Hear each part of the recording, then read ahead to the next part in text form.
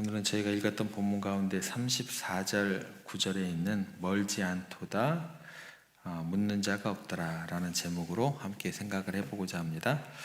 우리가 지금 한 서기관의 그 깨달음에 대해서 함께 생각해 보고 있습니다. 서기관이 이제 32절에 보면 올소이다, 하나님의 올소이다, 그 가르침 앞에서 올소이다 라는 것은 이제 하나님의 유일하심에 대한 온전한 고백이 나오는 그런 구절이었고, 33절에서는 이제 여기에서 더 나아가서 마음을 다한 하나님 사랑과 이웃 사랑, 이게 어떤 번제물보다 전체로 드리는 모든 제물보다 더 중요하다. 그러니까 율법의 핵심적인 본질이 무엇인지 깨달았다라는 것이죠. 그때 당시에 종교 지도자들이 놓치고 있었던 마음을 다하여 하나님께서 진정으로 원하는 제사가 무엇이냐, 그것을 정확하게 이해하고 고백을 하게 되었다라는 것입니다. 그렇다고 하면 이제 34절에는 어떤 구절로 연결이 되냐면요, 이렇게 32절, 33절 가운데 이 서기관이 깨달았던 그 깨달음에 대해서 예수님께서 뭐라고 이야기를 하시는가라는 구절이 이제 34절에 나오게 됩니다. 그래서 34절의 말씀은요, 이 서기관에 대한 예수님의 평가입니다. 평가. 궁금하시죠? 이런 완전한 고백을 했을 때 예수님께서 어떻게 평가를 하실까? 그 내용이 이제 결과적으로는 어떻게 나오냐면, 내가 하나님의 나라에서 멀지 않도다. 이 멀지 않도다라는 그 단어가 이제 우리가 뒷부분에 살펴볼 가장 큰 주제고, 멀지 않다라는 것은 어떤 뜻이 돼요? 가까이 다가갔다라는 거예요. 그죠? 어쩌면 칭찬처럼 느껴져요. 근데 이게 꼭 칭찬만이 아니다라는 거예요. 뭔가 여운이 남아요. 뭔가 끝을 내지 못하는 그런 느낌이 들어요. 그래서 오늘 우리가 살펴본 뒷부분에 있는 큰 주제는 뭐냐면, 하나님 나라에 가까이 있는 것하고 들어가는 것, 이게 구분이 되는 어떤 그 의미가 무엇인지 우리가 생각을 해볼 겁니다. 그래서 우리가 구원의 여정을 감에 있어서, 신앙생활을 감에 있어서 가까이 있는 것, 들어가는 것, 우리가 점검을 해야 된다라는 거예요. 그래서 우선 첫 번째 이제 앞부분에 있는 시작은 어떻게 시작이 되냐면, 예수께서 그가 지혜 있게 대답함을 보시고, 이게 이제 앞부분에 이렇게 나오는 구절입니다.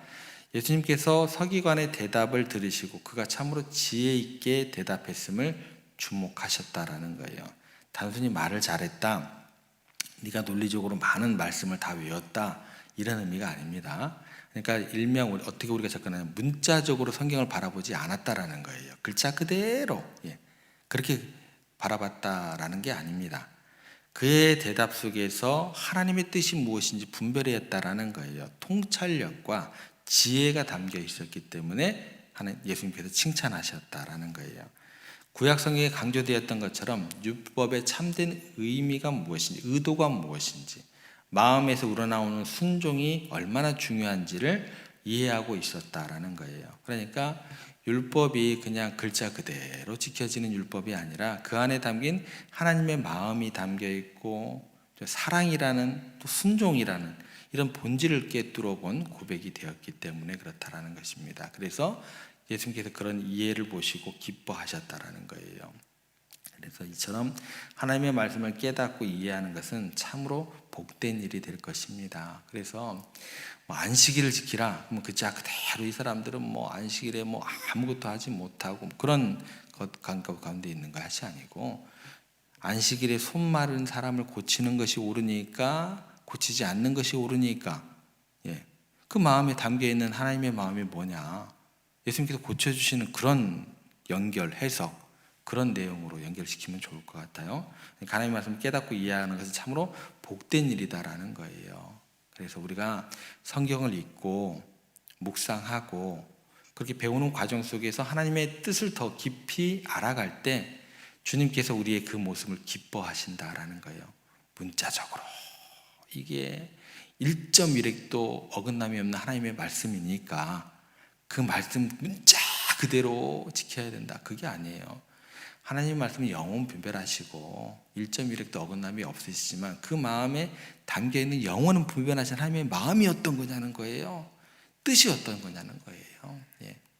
그 내용을 더욱더 깊이 알아가는 우리가 될 때 하나님께 더욱 기뻐하신다라는 것입니다. 이 서기관처럼 우리도 말씀을 통해 하나님의 지혜를 얻고 그 뜻을 분별하고 그렇게 살아가는 우리 신앙생활이 되었으면 좋겠습니다. 그게 앞부분에 나와 있는 그 내용이고, 이제 그 이후에 이제 뒷부분에 나온 내용이 더 중요합니다. 그 후에 예수님께서 이 서기관을 향하여 하시는 핵심적인 말씀이 나옵니다. 뭐라고 나오냐면 이르시되 네가 하나님의 나라에서 멀지 않도다 하시니, 이 말씀을 얼핏 들으면 큰 칭찬처럼 들립니다. 하나님 나라에서 멀지 않다고, 그 예수님께로부터 이 얘기를 들었더니 얼마나 큰 축복이에요. 그죠?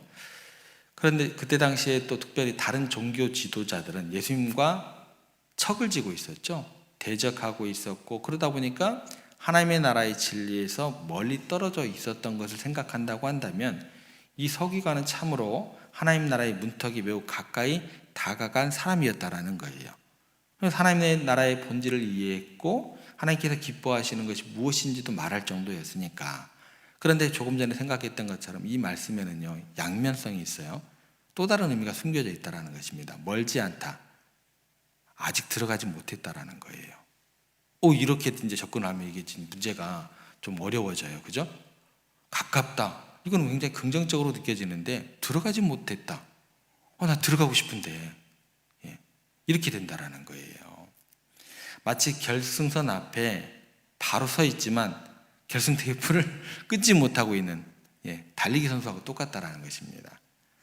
하나님의 나라의 가치를 알고 그 중요성을 깨달았지만 아직 그 나라의 시민권을 온전히 소유한 것이 아니다라는 거예요.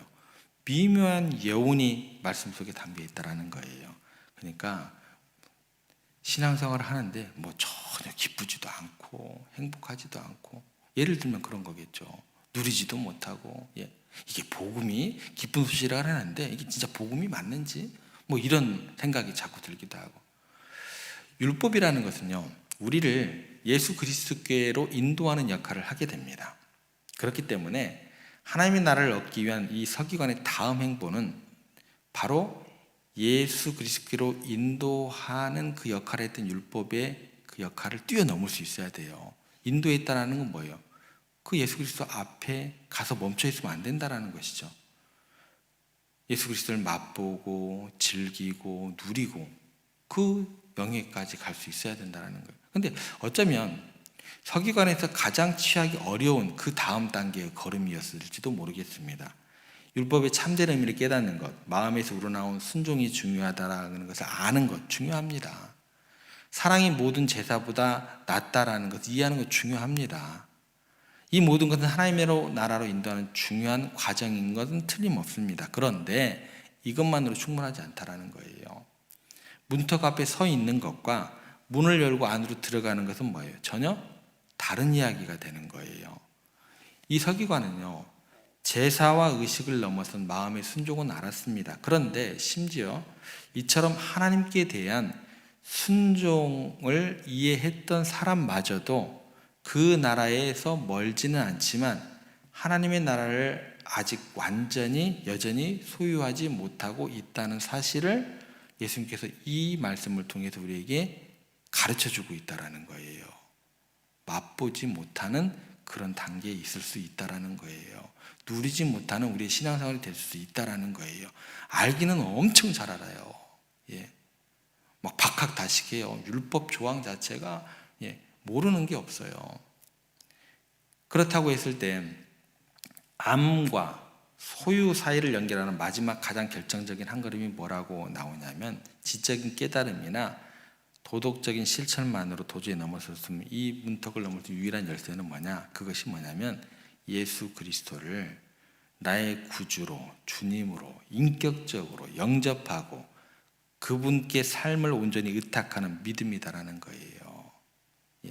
이 믿음만이 하나님 나라의 문을 활짝 열어 우리로 하여금 그 안에 들어가게 하는 유일한 통로가 된다라는 것입니다. 알아서 인격적인 만남이 주어지는 게 아니다라는 것입니다. 전적으로 내 인생 가운데 모든 시간들과 생각들과 모든 삶 자체가 그분과 함께 일치가 될 때, 그분께 온전히 내어드릴 때 그게 유일한 열쇠가 된다라는 거예요. 그러니까 이 서기관은요, 어쩌면 진리에 매우 근접을 했는데 만약 그가 예수 그리스도를 향한 이 결정적인 믿음의 발걸음을 내딛지 않는다고 한다면 그는 어쩌면 하나님 나라의 문턱이 계속해서 머무를 수밖에 없게 됩니다. 지식과 깨달음으로는 가까이 왔지만 믿음으로 들어가는 단계는 아직 남아있는 단계다라는 거예요. 너 아직 하나가 있어. 이 단계예요. 그리고 예수님께서 이 서기관에게 네가 하나님 나라에 멀지 않도다 말씀하신 직후에 이렇게 성경은 연결됩니다. 그 후에 감히 묻는 자가 없더라 하시더라. 이거는 두 가지 의미가 또 같이 따라와요. 이게 뭐냐면 하나는 예수님의 그 지혜로운 그 가르침에 대해서 다른 사람이 묻는 것이 없더라 라고 이야기하는 것은 우리가 쉽게 접근할 수 있는 이해의 한 측면입니다. 근데 우리는 여기에 집중하지 않을게요. 이거는 묻는 자가 없더라 다른 측면을 좀 생각을 해볼게요. 이거는 뭐냐면 더 이상 하나님의 나라에 들어가기 위해서 무엇을 더 알아야 하냐는 거예요. 무엇을 더 질문을 해야 되냐는 거예요. 더 이상 질문하고 알아야 될 게 없다라는 거예요. 그러니까 지적인 탐구와 질문의 시대는 뭐예요? 끝났다라는 거예요. 뭘 더 알기를 원하는데 다 주셨는데 뭘 질문하기를 원하시는데 매일 말씀이 홍수같이 쏟아지는데 뭘 그렇게 배우려고 하느냐는 거예요. 지적인 탐구와 질문의 시대는 끝났다는 것이 됩니다. 이 두 번째 영역이 더 강하게 우리들에게 다가와야 돼요. 이 서기관은요 이미 충분한 지혜로 가득해 있던 사람입니다. 율법의 본질을 꿰뚫었고 하나님도 마음도 알았어요. 예수님조차도 네가 하나님의 나라에 멀지 않다고 칭찬하실 만큼 진리에 대해서 가까이 다가갔던 사람입니다. 그런데 묻는 자가 없더라라는 이 침묵은요 이제 그에게 그리고 오늘 우리에게 이렇게 묻고 있는 거예요. 너는 이제 더 이상 묻지 말라는 거예요. 머뭇거릴 때가 아니다라는 거예요. 내가 길이요 진리요 생명이다. 내가 너에게 하나님의 나라의 문을 보여줬고 그 문인 나 자신을 드러냈다라는 거예요. 이제 네가 할 일은 더 깊은 이해를 위한 질문이나 더 많은 지식을 쌓는 게 아니다라는 거예요. 충분하다. 나를 믿고 그 문을 통해서 하나님의 나라 안으로 들어오는 결단, 그 행동이 필요하다라는 거예요. 그러니까 율법에 대한 깨달음, 지혜로운 대답은요 하나님의 나라로 인도하는 소중한 과정임은 분명합니다. 꼭 필요해요. 그런데 묻는 자가 없더라라는 말씀은요 그것만으로도 구원의 은혜에 충분하지 않고 마지막 과정을 마지막 단계, 즉 예수 그리스도를 믿고 그 나라를 들어가는 것만이 우리의 구원을 완성함을 우리들에게 강력하게 말씀해 주고 있다는 것입니다. 그래서 우리들이 해야 될 것은 뭐예요? 더 이상 질문으로 숨지 마시고 결단하시고 예수 그리스도를 인격적으로 만나기를 소망하시고 그리고 누리시고 믿고 하나님 나라 안으로 담대히 들어가는 것, 여기까지 필요하다는 것입니다. 만약 어떤 사람이요 그리스도께서 인격적으로 우리가 헌신하지 않는다고 한다면 그는 그리스도인이 되는 것에 근접한 사람은 돼요. 신앙생활의 모양은 나타나요. 그런데 그 사람은 언제까지나 하나님 나라에서는 먼 사람이 되어 있는 거예요. 우리가 그러면 안 돼요. 교회가 그러면 안 돼요. 세상 사람들이 볼 때, 야, 하나님 나라에 가까운 사람인 것 같아. 근데 하나님 나라에 결과적으로 들어가지 못하고 먼 사람. 뭔가가 신앙생활에서 하나님의 사랑을 맛보고 예수 그리스도의 구원의 기쁨을 누릴 수 있는 사람이 되어야 된다. 맛보아 알지어다라는 그런 누림이 우리 가운데 있어야 된다는 것입니다. 미완성으로 남아서 우리의 각자의 강력한 도전, 이 사람이 어떻게 되었다라는 결과가 안 나와요. 미완성이에요. 이게 끝이에요, 이야기가. 그러면 우리에게 어떤 질문을 던지면 너는 어떠냐는 거예요. 너는 다 알지? 그러면 하나님의 나라에 너는 어디에 서 있느냐? 어쩌면 이 질문을 우리에게 던지기 위해서 이 사람의 결과를 미완성으로 끝내셨을 수도 있다는 거예요. 우리의 영원한 운명을 결정하는 아주 중요한 질문이 오늘 말씀 가운데 주어지는 것 같습니다. 하나님 나라의 문턱에 서 있는 것 축복일 수 있습니다. 그런데 굉장히 불안전하고 위험한 상태가 될 수 있다는 것 우리가 기억했으면 좋겠습니다. 이 이야기를 가장 적나라하게 우리에게 실질적으로 보여주는 비유가 있어요. 예수님께서 탕자의 비유입니다. 돌아온 아들이죠.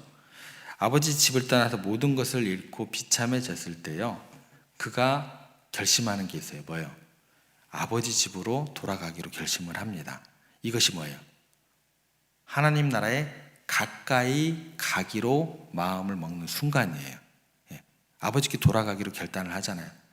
그런데 그가 아들로서 회복되고 잔치에 참여하게 되고 아들의 지위로 온전히 회복되고 기쁨 가운데 온전히 누리게 되는 것은 뭐예요? 아버지를 만나고 자신의 죄를 회복하고 아버지가 그를 불쌍히 여겨 달려와 안아주고 다시 아들로 받아들였을 때입니다. 그러니까 집 문턱에 가는 것하고 아버지 품에 안겨 아들이 되는 것은 뭐예요? 달라요. 만약에 그가요, 문턱까지 갔다가 아유, 그냥 나 돌아갈란다. 내가 무슨 염치가 있나? 그냥 돌아가 보면 어떻게 돼요? 다시 아들로 받아들여지고 잔치도 참여하지 못하게 되는 이 두 가지 것들은 이루어지지 않게 된다라는 거예요. 어떤 거예요? 가까이 있는 것하고 들어가는 것의 차이가 등장하게 됩니다. 사랑하는 성도 여러분, 우리가 서기관의 이야기를 통해서 우리가 깨닫게 됩니다. 지식과 깨달음은요, 우리를 하나님 나라의 문턱까지 인도는 하지만 그게 전부가 아닙니다. 나라 안으로 들어가는 것, 유일한 길은 오직 하나, 예수 그리스도를 나의 구주요 주님으로 믿고 영접하면서 그분께 우리의 삶을 온전히 내어 드리는 것. 더 이상 질문만 하지 마시고 우리가 결단하며 나아가기를 소망합니다. 믿음으로 문을 열고 들어가고 하나님 나라의 백성으로서 누릴 수 있는 참된 만족과 기쁨과 행복과 영생의 축복을 우리가 누리게 되기를 간절히 소망합니다. 이미 그 나라 안에 있는 그 기쁨을 누리고 있는 성도님들이 계시다고 한다면 더욱더 그 주님과 동행하면서 날마다 부어주시는 그 은혜를 더욱더 삶의 자리에서 더욱 만끽하시는 여러분들, 그리고 증인된 삶을 살아가시는 우리 세종의 모든 성도들 되시기를 주님의 이름으로 부탁드립니다.